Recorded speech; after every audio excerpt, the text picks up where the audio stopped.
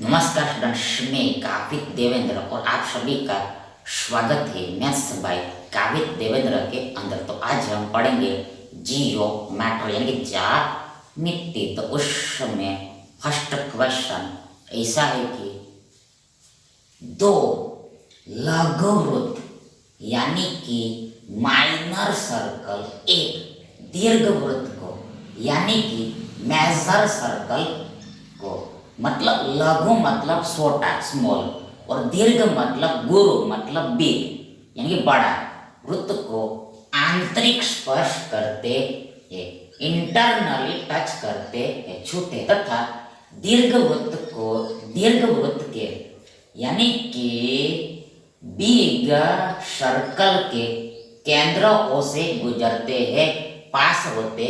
यदि दीर्घवृत्त का यानी कि एक मेजर सर्कल का व्यास यानी कि डायमीटर 28 सेंटीमीटर है, तो ध्यान दीर्घवृत्त का यानी कि मेजर सर्कल का वो क्षेत्र एरिया क्या है जो दोनों लघुवृत्तों द्वारा यानी कि स्मॉल सर्कल्स द्वारा यानी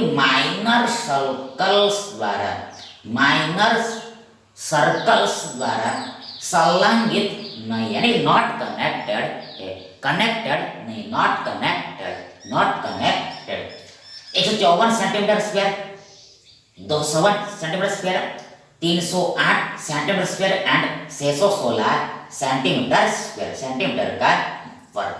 देखो सबसे पहले यहाँ पर हमें दो छोटा सर्कल लेना। देखो ये एक हमने देखो पहले हमने एक बड़ा सर्कल लिया, बड़ा वृत्त लिया, बिग सर्कल लिया।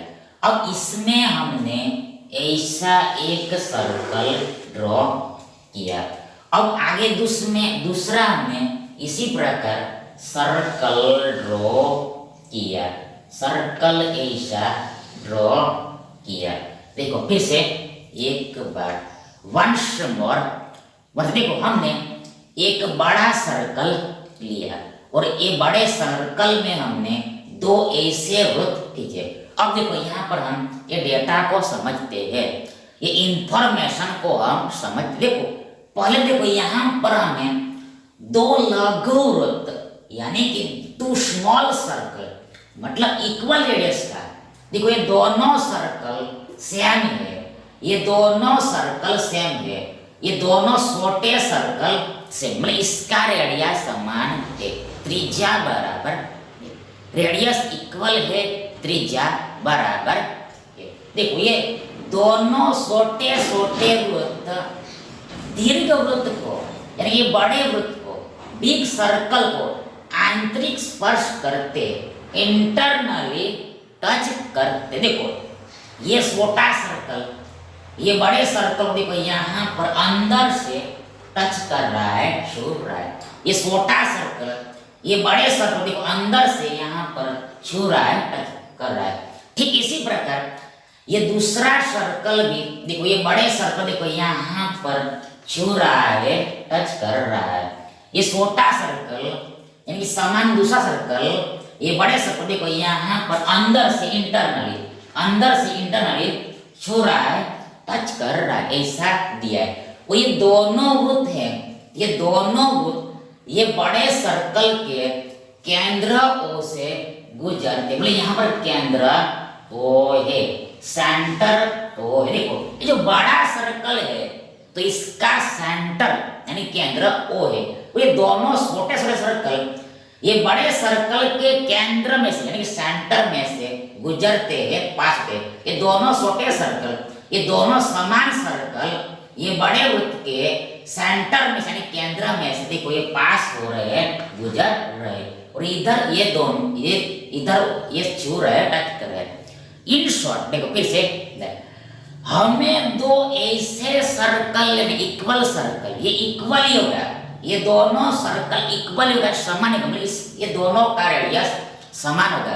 तो मैं दो सर्कल ऐसे लेने है जिससे ये दोनों सर्कल ये बड़े सर्कल को अंदर से टच करे, छुए और बड़े सर्कल के केंद्र में से गुजरे, पास हो। अब आगे दिया है कि ये बड़े वृत्त का यानी बिग सर्कल का व्यास 28 है, डायमीटर 28 सेंटीमीटर। यानी यहाँ पर देखो व्यास का क्या होगा, देखो व्यास ये होगा, बड़े वृत्त का व्यास ये होगा। देखो यहाँ पर हमने नाम ए दिया, यहाँ पर हमने नाम बी दिया। ध्यान, ये ए बी ये बड़े वृत्त का व्यास होगा यानी डायामीटर होगा। मतलब सर्कल के ऊपर के हम 2 पॉइंट लेते हैं और ये दोनों को हम जोड़ते हैं और लाइन ऑल्सो केंद्र में से गुजरे, सेंटर में से पास होते, ऐसे लाइन को हम क्या बोलते हैं, व्यास बोलते हैं यानी डायमीटर बोलते हैं। यहाँ पर ए बी व्यास है यानी डायमीटर और इसका लेंथ यानी कि लंबाई 28 सेंटीमीटर, 28 सेंटीमीटर, 28 सेंटीमीटर। अब यहाँ पर ये ए बी व्यास है, मतलब ये एओ क्या होगा और ओ बी क्या होगा। यहाँ पर एओ एंड ओ बी ये बड़े सर्कल का त्रिज्या होगा यानी रेडियस होगा। वो त्रिज्या ये व्यास का आधा होता है, मतलब ये त्रिज्या यानी रेडियस, ये त्रिज्या यानी रेडियस 14 सेंटीमीटर होगा, 14 सेंटीमीटर होगा। बोले एओ बराबर 14 एंड ओ बी बराबर भी 14 होगा सेंटीमीटर। बोले यहाँ पर ये एओ त्रिज्या है किसका, ये बड़े सर्कल का। बिग सर्कल का मतलब कैपिटल आर बराबर 14 सेंटीमीटर है। कैपिटल आर मतलब ये बड़े वृत्त का त्रिज्या रेडियस 14 सेंटीमीटर है। अब यहाँ पर देखो ये छोटे सर्कल का केंद्र यानी सेंटर मान लो यहाँ कहीं पर, ठीक इसी प्रकार ये छोटे सर्कल का केंद्र एंड सेंटर देखो यहाँ कहीं पर बीच में होगा। देखो यहाँ पर एओ क्या है, 14 सेंटीमीटर है, मतलब ये छोटे सर्कल का व्यास यानी कि डायमीटर, व्यास यानी डायमीटर क्या होगा, ये 14 सेंटीमीटर होगा। फिर से देखो ये बड़े सर्कल का ये त्रिज्या, त्रिज्या यानी रेडियस, देखो ये बड़े सर्कल का त्रिज्या यानी रेडियस मतलब ये 14 है, मतलब ये क्या हो गया, ये छोटे सर्कल के लिए यानी स्मॉल सर्कल के लिए व्यास हो गया, डायमीटर हो गया, व्यास हो गया, डायमीटर हो गया। मतलब ये छोटे सर्कल का व्यास 14 है, मतलब ये पूरी दूरी 14 है। तो इसका छोटा सर्कल रेडियस यानी त्रिज्या यानी इतना लेंथ 7 सेंटीमीटर होगा, 7 सेंटीमीटर होगा। देखो ये छोटे सर्कल का त्रिज्या यानी रेडियस यानी स्मॉल आर, ये दूरी 7 सेंटीमीटर होगा। ठीक इसी प्रकार ये छोटे सर्कल का त्रिज्या यानी स्मॉल आर 7 सेंटीमीटर होगा, ये भी 7 सेंटीमीटर ही होगा, ये दूरी भी 7 होगा, ये दूरी भी 7 होगा। मतलब छोटा सर्कल का रेडियस यानी त्रिज्या 7 सेंटीमीटर होगा और बड़े का ये 14 सेंटीमीटर है। तो ऐसा हमें मिल गया है, प्राप्त हो गया। अब हमें निकालना एरिया, कौन सा एरिया, कौन सा क्षेत्रफल। यहाँ पर हमें ये वाला क्षेत्रफल निकालना है, मतलब जो एरिया यानी जो भाग, जो पार्ट ये दोनों स्मॉल सर्कल में नहीं है उसका एरिया हमें हमें ऐसा पार्ट का वैल्यू निकालना है जो छोटे सर्कल में ना हो, स्मॉल सर्कल में ना हो, छोटे सर्कल में ना हो, स्मॉल सर्कल में ना, मतलब हमें ये एरिया निकाले, मतलब ये दोनों सर्कल को हमें डिलीट करना है।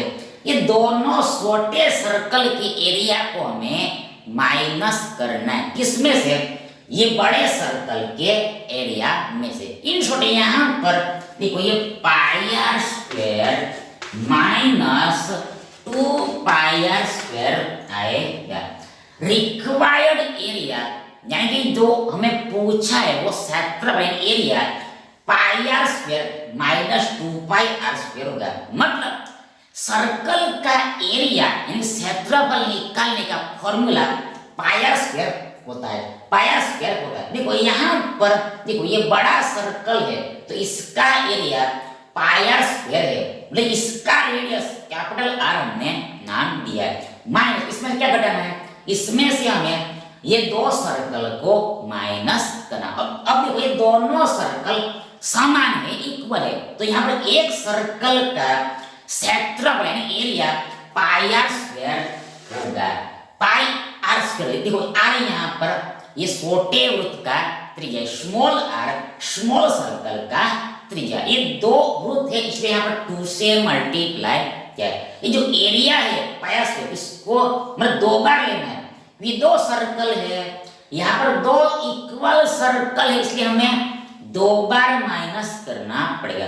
2 टाइम्स पाई आर स्क्वायर को माइनस करना इसमें से, मतलब इसका सॉल्यूशन हमें आउट करना है। जिन आगे बराबर देखो यहाँ पर ये दोनों पद में से पाई कॉमन निकलेगा, उभयनिष्ठ निकलेगा, सर्वनिष्ठ निकलेगा। यानी यहाँ पर देखो ये पहले पद में हमारे पास कैपिटल आर स्क्वायर बचेगा माइनस दूसरे पद में हमारे पास ये दो बार आर स्क्वायर बचेगा इक्वल बराबर। देखो ये पाई का वैल्यू यानी कि मान 22/7 होता है, 22 सप्तमांश होता है। आगे कैपिटल आर मतलब बड़े सर्कल का त्रिज्या कितना है 14 है। हम 14 का वर्ग 196 होता है, 196 होता है माइनस 2 का 2 का गुणा आर मतलब छोटे वृत्तों का त्रिज्या कितना है 7 है। 7 का वर्ग 49 होता है, 49 होता है। तो यहाँ पर हमें ये 49 दूनी 98 मिलेगा, 98 मिलेगा। तो आगे बराबर देखो यहाँ पर ये 22/7 यहाँ पर आगे बीच में गुणा है।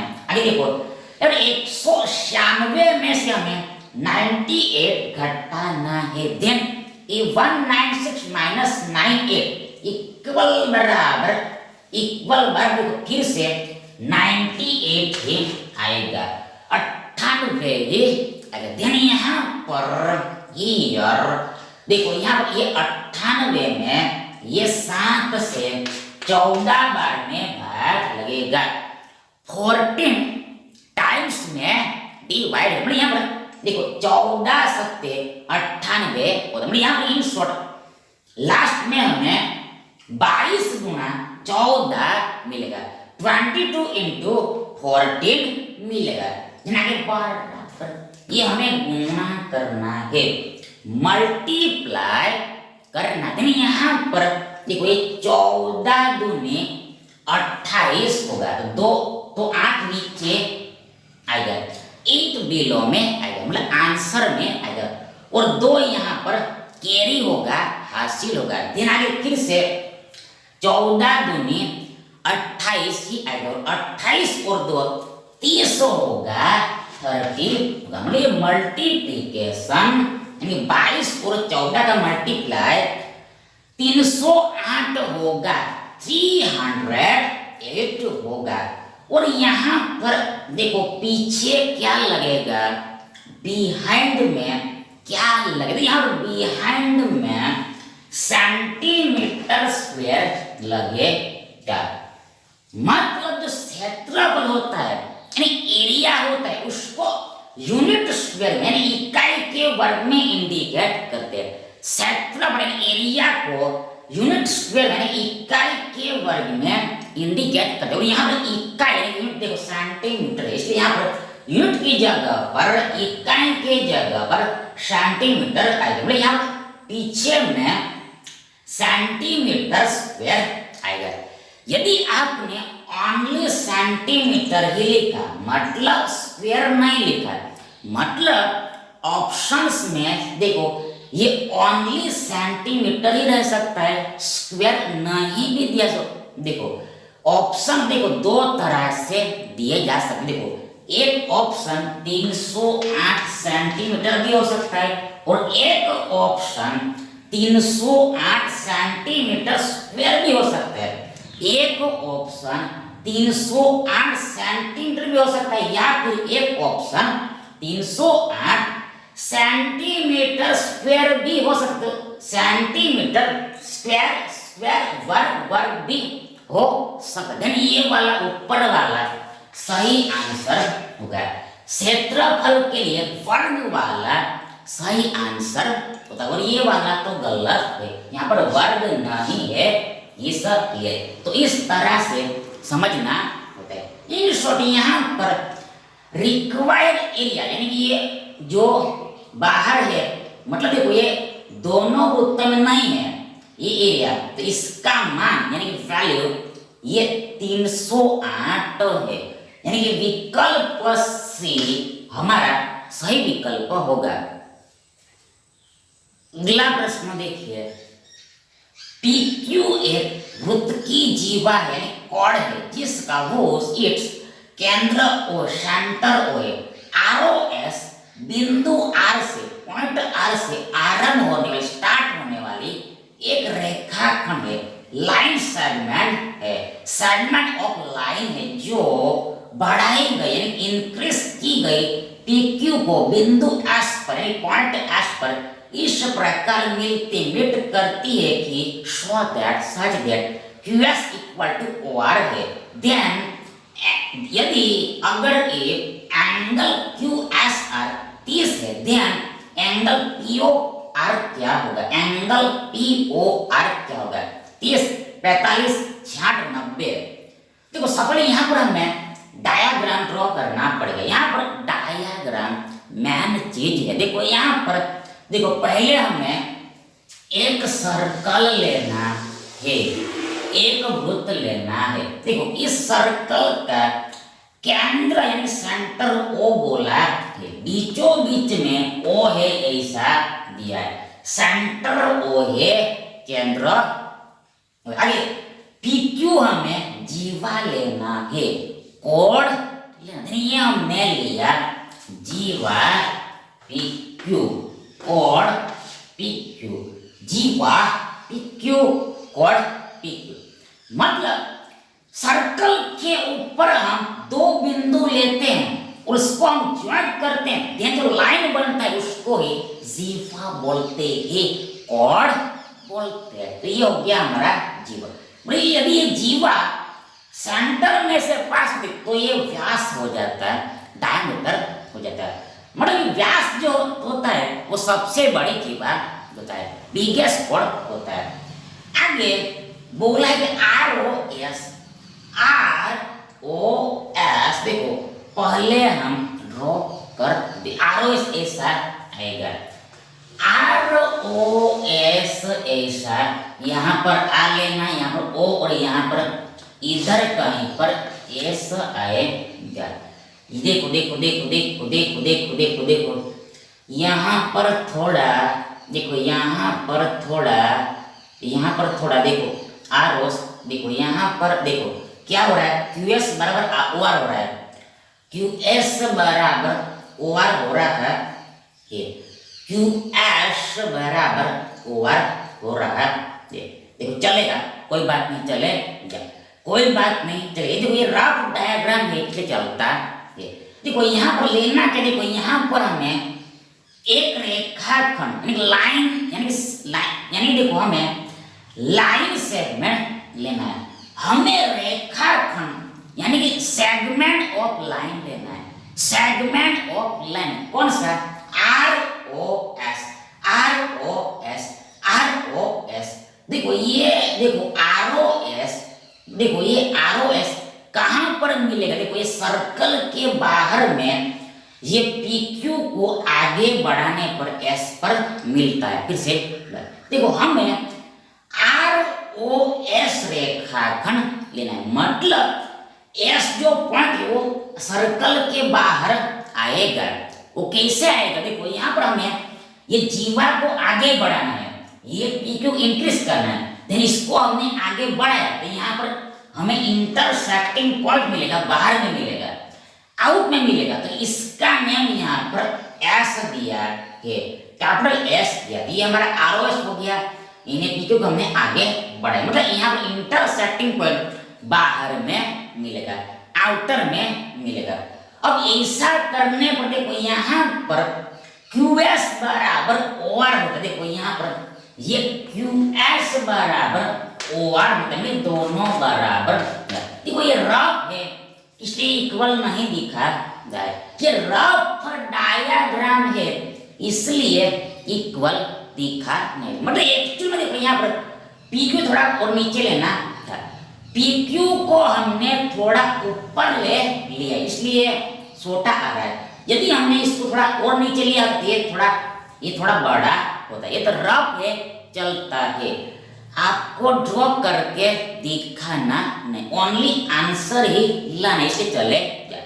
यहाँ पर देखो ये QS बराबर OR है, ये QS बराबर O है, मतलब ये QS है, ये त्रिज्या के बराबर होगा, रेडियस के बराबर ऐसा दिया है। देखो यहाँ ये OR क्या है?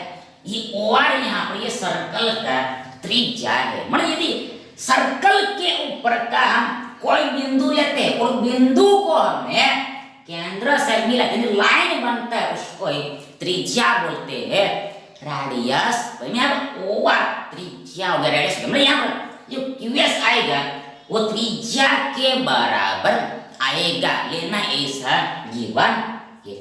अभी दूसरा बोला है कि QSR, देखो QSR चाहे कहो QS और ये एंगल 30 का है, 30 का है, ये एंगल 30 का है, ये एंगल ये कोण 30 का है, 30 का। फिर से एंगल QSR मतलब QS को ये एंगल 30 का दिया है, गिवन है, 30 का है, 30 का है। अब आगे दूसरा, तो हमें POR निकालना है, POR मतलब P एंड O को ज्वाइन करना पड़ेगा, ये एंगल हमें निकालना है, एंगल POR चाहे तो ROP, ये O एंगल हमें निकालना है। कैसे निकले? तो पहले देखो यहाँ पर है ये O एंड Q को जोड़ देते हैं, ये हमने O एंड Q को मिला दिया। देन यहाँ पर देखो ये OP क्या है? त्रिज्या है, यानी कि ये बराबर आएगा, ये बराबर हो गया। सिमिलर ये OQ भी त्रिज्या है, यानी ये भी बराबर हो गया। मतलब देखो ये QS त्रिज्या के बराबर है, तो ये भी तो त्रिज्या है, मतलब यहाँ पर QS बराबर OQ है, QS बराबर OQ में चारों भुजा बराबर है, ये चारों साइड बराबर है। अब यहाँ पर देखो ये छोटा सा त्रिभुज बन रहा है, ट्रायंगल बन रहा है, त्रिभुज OQS, ट्रायंगल OQS, त्रिभुज OQS। देखो इसमें ये एंगल हमें पता है किसका है, वही दो साइड बराबर है, तो इसका मीनिंग ये होगा कि इसमें दो कोण बराबर होगा। किसे?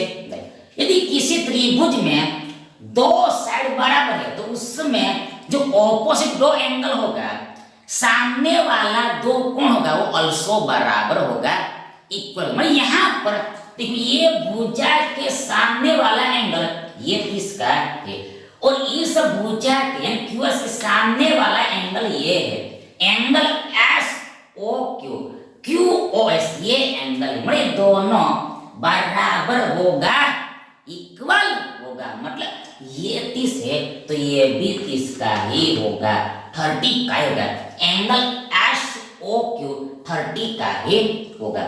अब यहां से हम आगे ये एंगल भी निकाल सकते हैं, ये एंगल भी निकाल सकते हैं, एंगल OQP चाहे को PQO, ये एंगल भी हम निकाल पाएंगे। कैसे? देखो यहाँ पर पहली बात तो देखो, पहली बात देखो यहाँ पर देखो, ये एक देखो देखो देखो देखो यहाँ पर देखो देखो देखो, इस त्रिभुज में ये 30 है, ये 30 है, 30 30 60 हो गया। तो बचा कितना? बच्चा कितना? बच्चा कितना? 120।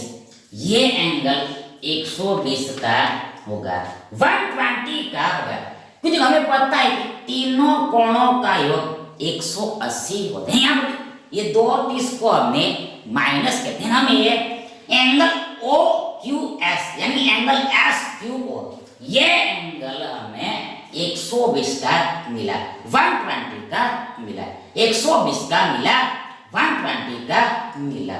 अब हमें पता है कि वी नॉट है, एक लाइन है, तो ये लाइन के ऊपर एक तरफ का पूरा एंगल यानी कंप्लीट एंगल 180 का बनता है। ये इधर वाला 120 है, तो सीधी सी बात है कि इधर वाला एंगल 60 का होगा, 60 का होगा। देखो ये एक लाइन है, देखो ये पी क्यू एस एक स्ट्रेट लाइन है, तो एक लाइन के ऊपर एक तरफ का ये कंप्लीट एंगल 180 का है, और हमें पता है कि इधर वाला एंगल 120 का है, तो इधर वाला ये एंगल 60 का होगा, 60 का होगा, मतलब एंगल ओ क्यू पी 60 का होगा, 60 का। ये एक मेथड हो गया। अब इसका शॉर्टकट भी होता है, देखो कैसे? देखो देखो देखो देखो, यदि कोई ऐसा ट्रायंगल है, त्रिभुज है, और इसमें एक साइड को एक भुजा पर मान लो सब इसको हमने आगे बढ़ाया, तो जो बाहर में एंगल बनता है वो दोनों कोणों के बराबर होता है। किससे? कोई हमने त्रिभुज लिया आगे, त्रिभुज की एक साइड को हमने इंक्रीज किया, आगे बढ़ाया, तो ऐसा करने पर सीधी सी बात है कि बाहर में एक एंगल बनेगा, तो ये जो एंगल होता है वो सामने वाले यानी ऑपोजिट एंगल के एडिशन के बराबर होता है, योग के बराबर होता है। देखो यहाँ पर ये ट्रायंगल कौन सा? O Q S, O Q S, और इसमें ये साइड को हमने इधर आगे बढ़ाया है, इंक्रीज किया। देखो यहाँ पर ट्रायंगल एस ओ क्यू है, वो ये एस क्यू यानी क्यू एस साइड को हमने इधर आगे बढ़ाया, तो यहाँ पर ये बाहर में एंगल बन रहा है, तो ये जो एंगल होगा वो सामने वाले यानी ऑपोजिट एंगल के योग के बराबर होगा, एडिशन के बराबर होगा। बढ़िया, 30 30 60 हो जाएगा, 30 प्लस 30 60 होगा, 30 प्लस 30 60 का होगा। इस तरह से भी आप निकाल सकते हो।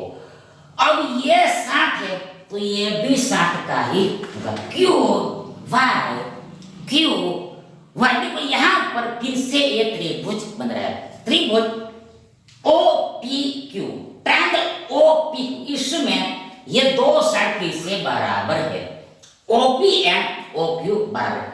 फिर अल्सो हमें पता है कि दो साइड बराबर, तो सामने वाला दो कोण बराबर, यानी इस भुजा के सामने वाला एंगल ही है और ये सब भुजा के सामने वाला एंगल ही है, ये दोनों बराबर 60 60 का होगा, 60 60 का होगा। ये 60 तो ये भी 60 का होगा, इसके सामने 60 तो इसके सामने भी 60 होगा।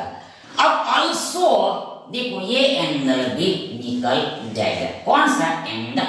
पी ओ क्यू, चाहे वो क्यू ओ पी, ये एंगल भी निकल जाएगा, क्योंकि हमें पता है कि तीनों कोणों का योग 180 होता है, यानी यहाँ पर ये एंगल भी 60 का ही होगा, क्योंकि देखो 60 60 60 180, 3 बार 60 180 होता है, मतलब यहाँ पर एंगल पी ओ क्यू 60 का, मतलब ये जो ट्रायंगल है ये समबाहु त्रिभुज इक्विलैटरल ट्रायंगल है, इसमें तीनों भुजा बराबर, मतलब तीनों कोण भी बराबर है, वो 60 60 का एंगल बनेगा, 60 60 का कोण आएगा।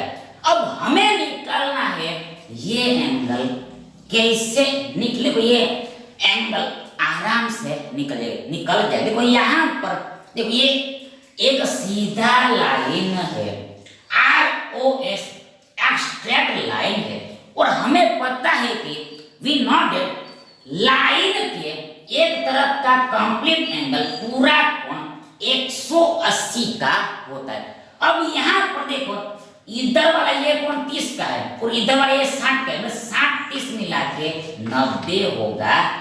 90 देखो किसे बने यहाँ पर देखो, यहाँ पर देखो ये जो लाइन है तो ये लाइन के इधर इधर की तरफ देखो ये लाइन हो गया और इस तरफ देखो ये 3 कोण दिखाई दे रहे हैं। भाई तीनों कोणों को मिलाकर 180। फिर से ये एक स्ट्रेट लाइन है, सीधा लाइन है और ये लाइन के एक तरफ देखो 3 कोण बन रहे हैं। पहला ये SOQ, दूसरा QOP और ये POR। तो ये हमें निकालना हो तो सीधी सी बात है ये दोनों कोणों को जोड़ो, जो आंसर आया उसको 180 में से माइनस करो। तो यहाँ पर 60 30 90 हो गया, मतलब 180 में से 90 को हमें माइनस करना है। हम फिर से 90 का ही एंगल मिलेगा, दैट इज ये एंगल 90 का है, 90 का है। कोण यानी एंगल POR, POR चाहे वो ROP, ये एंगल 90 का है, 90 का है, यानी विकल्प भी हमारा सही विकल्प है।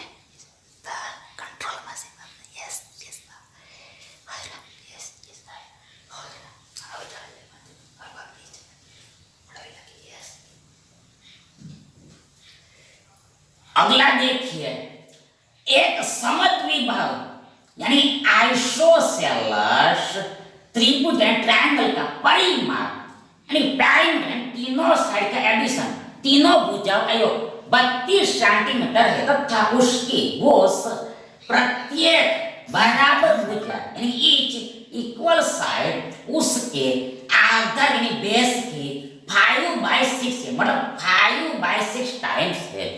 5/6 गुना तो त्रिभुज का क्षेत्रफल कितना है देखो।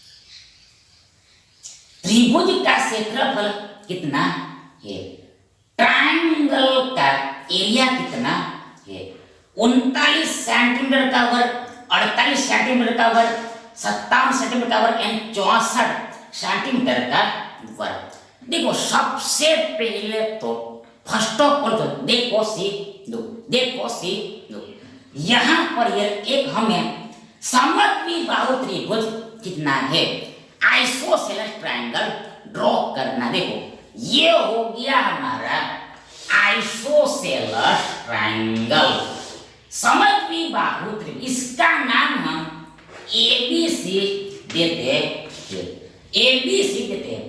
और ये समद्वि बाहु है, मतलब इसमें दो भुजा बराबर है, टू साइड्स इक्वल। नहीं देखो यहाँ पर मान लिया हमने ये AB एंड AC बराबर है, ये दो साइड बराबर, ऐसा हमने एज्यूम कर लिया, मान लिया। अब आगे इसमें हमें परिमाप दिया है, पेरीमीटर दिया है, परिमाप दिया है, पेरीमीटर दिया है। ऑल्सो यहाँ पर साफ साफ दिया है जो प्रत्येक बराबर भुजा है, मतलब इक्वल साइड है वो देखो बेस यहाँ पर क्या होगा, आधार यहाँ पर क्या है, बेस यानी कि आधार यहाँ पर BC है, ये भुजा है। देखो ये ट्रायंगल का बेस यानी आधार ये BC है, BC ये साइड है। तो यहाँ पर साफ साफ बोला है कि प्रत्येक बराबर भुजा, मतलब AB कहो चाहे AC कहो, AB कहो चाहे AC कहो, यहाँ पर AB या फिर AC बराबर इक्वल आधा मतलब BC की 5/6 टाइम्स है। देखो फिर से यहाँ पर दिया है कि प्रत्येक बराबर भुजा, मतलब आप AB कहो चाहे AC को बराबर इक्वल बेस का मतलब BC का 5/6 टाइम हो रहा है, ऐसा दिया है। ये बेस का मतलब BC का 5/6 टाइम हो रहा है, 5 से गुना हो रहा है, ऐसा दिया है। मतलब AB बराबर या फिर को AC बराबर BC गुना 5/6। देन यहाँ पर ये AB डिवाइड BC बराबर 5/6 होगा, ये AB डिवाइड BC बराबर 5/6 होगा। मतलब यदि AB बराबर 5 है तो BC बराबर 6 होगा।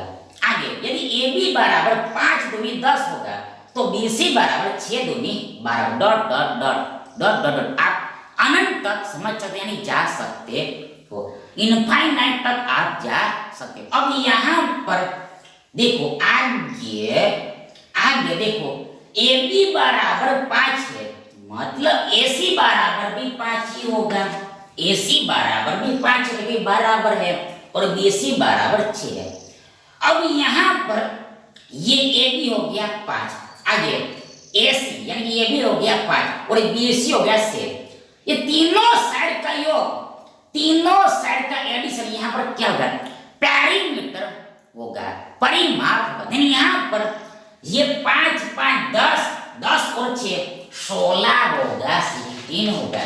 तो ये हमारा परिमाप हो गया, पेरीमीटर हो गया। और ये परिमाप यानी कि पेरीमीटर रेशियो में है, अनुपात में, जबकि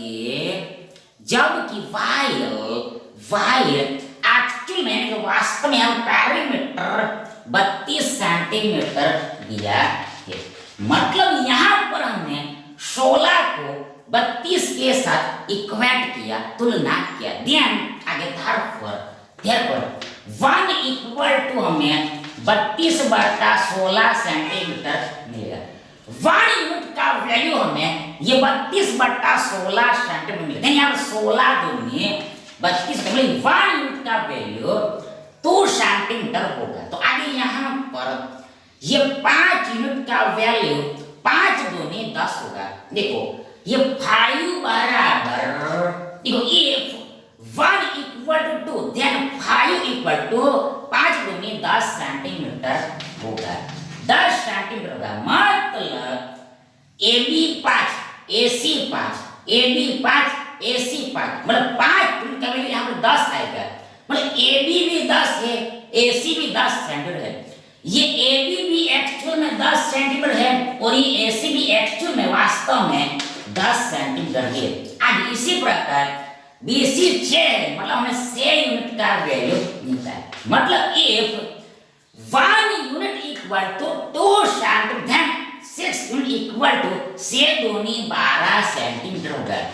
मतलब ये जो पाया है ये एक्चुअल में 12 सेंटीमीटर सेंटीमीटर का है, 12 सेंटीमीटर का है, 12 सेंटीमीटर, 12 सेंटीमीटर। एक्चुअल में इतना रेशियो में 6 था, एक्चुअल में 12 है।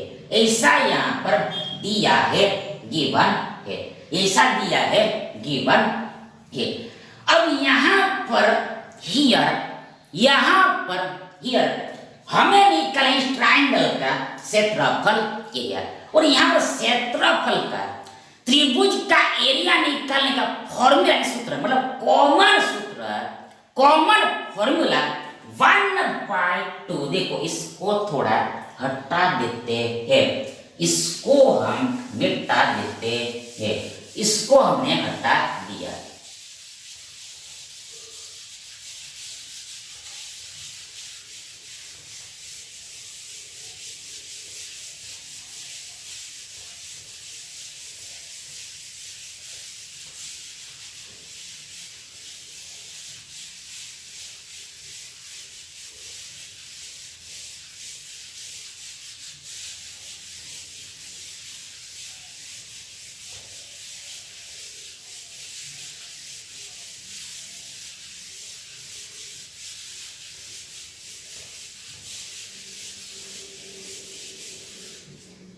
देखो आगे, देखो आगे, देखो यहाँ पर क्षेत्रफल निकालने का कॉमन फॉर्मूला देखो 1/2 ट्राइंगल एरिया बराबर 1/2 इंटू बेस इंटू हाइट होता है। ट्राइंगल का एरिया निकालने का common formula 1/2 into base into height होता है, यानी 1/2 गुणा पाई यानी आधार गुणा एक मतलब हाइट मतलब ऊंचाई होता है। तो यहाँ पर आगे बराबर इक्वल, ये 1/2 का 1/2 आगे गुणा बी यानी बेस, बेस में पता है ये 12 का है, BC 12 है। अब हमें यहाँ पर एच नहीं पता है, यानी त्रिभुज का हमें हाइट नहीं पता है, ऊंचाई नहीं पता है, इसलिए हमें पहले यहाँ पर ऊंचाई निकालना पड़ेगा, हाइट निकालना पड़ेगा। अब हाइट मतलब लंब होता है, परपेंडिकुलर होता है, लंब होता है, परपेंडिकुलर होता है। फिर से हाइट ऊंचाई मतलब बेस के ऊपर, पाए के ऊपर लंब ड्रॉ करना होता है, परपेंडिकुलर ड्रॉ करना सामने वाले वर्टेक्स से, ऑपोजिट से ये साइड पर लंब डालना होता है, मतलब 90 का एंगल बनाना होता है, 90 डिग्री का एंगल बनाना। देन ये क्या हो गया, ये लंब यानी कि ये हाइट हो गया, ऊंचाई हो गया, ये हमारा हाइट हो गया, ऊंचाई होगा। तो अब हमें ये निकालना है, ये निकालना है, ये हाइट निकालना है, कैसे निकलेगा? देखो यहाँ पर हियर, यहाँ पर हियर, यहाँ पर ये देखो, पहली बात तो ये दो साइड बराबर है, और ये क्या है, लंब है, किसके ऊपर, ये थर्ड साइड के ऊपर। तो ये क्या करेगा लंब, ये लंब ये BC को इक्वली बाइसेक्ट करेगा, मतलब देखो यहाँ पर सपोज नाम हमने E दिया, देन BE बराबर EC होगा। फिर से करें, यहाँ पर लगेगा कौन से, तो यदि किसी ट्राइंगल में दो साइड बराबर है और तीसरी साइड पर हमने लंब डाला, 90 का एंगल बनाया, ये लंब ये थर्ड साइड को इक्वली बाइसेक्ट करता है, समद्विभाजित करता है, मतलब BE बराबर EC होगा, यानी ये पूरा 12 है तो आधे आधे मतलब 6 से में बच जाएगा, BE बराबर भी 6 होगा एंड EC बराबर भी 6 होगा। अब हमें निकालना है लंब यानी कि ऊंचाई, अब तो आराम से निकल, यदि आप देखो ये दो छोटे छोटे इक्वल यहाँ पर इक्वल समकोण त्रिभुज बन रहा है, राइट एंगल ट्रायंगल बनता है। इसका इस्तेमाल करके मतलब यहाँ पर हम पाइथागोरस प्रमेय लगा के ये साइड निकाल सकते हैं, पर यहाँ पर हमें ट्रिपलेट मालूम है। देखो ये से है, ये 10 है, ये 8 होगा। फिर से 8 10 ट्रिपलेट होता है। देखो ये BE 6 है, आगे ये AB 10 है, तो ये AE कितना होगा 8 होगा, 8 होगा, मतलब इन शॉर्ट ये 8 आएगा। यदि ये ट्रिपलेट आपको मालूम नहीं है तो यहाँ पर आपको फॉर्मूला लगाना पड़ेगा। मतलब देखो इसका इस्तेमाल भी आप कर सकते हो, इसका इस्तेमाल भी आप, ये दोनों ट्रायंगल से आंसर सेम ही आएगा। तो देखो यहाँ पर 90 के सामने कर्ण कर्ण का वर्ग बाकी की दो भुजाओं के वर्ग के योग के बराबर होता है। मतलब यहाँ पर AB स्क्वायर बराबर ये ए स्क्वायर प्लस BA स्क्वायर होगा। फिर से यहाँ पर पाइथागोरस के नियम के हिसाब से ये AB का वर्ग मतलब कर्ण का हाइपोटेन्यूस का स्क्वायर, देखो ये अदर टू साइड्स के मतलब AE एंड BE के वर्ग के योग के बराबर होते हैं। यहाँ पर ये दोनों का वैल्यू आप पुट कर देते हैं, ये भी निकल जाएगा। पर हमें ये ट्रिपलेट मालूम है, ये छोटा छोटा ट्रिपलेट है, ये आपको मालूम होना चाहिए। ये ट्रिपलेट ये तो यहाँ पर ये 8 आएगा, मतलब हाइट यहाँ पर ये 8 है 8 है, तो आगे बराबर इक्वल। यहाँ पर आगे देखो 2 छंग के 12 होगा, यानी 6 8 यानी 8 छक्के 48 होता है, 48 होता है। और पीछे मैंने बिहाइंड में यहाँ पर सेंटीमीटर स्क्वायर लगेगा, स्क्वायर लगे जहाँ क्षेत्रफल है एरिया है इस इन शॉर्ट ये ट्रायंगल है, इसका साथ में एरिया 48 सेंटीमीटर का वर्ग होगा, 48 सेंटीमीटर स्क्वायर होगा। यानी कि यह विकल्प भी हमारा सही विकल्प है। Thank you.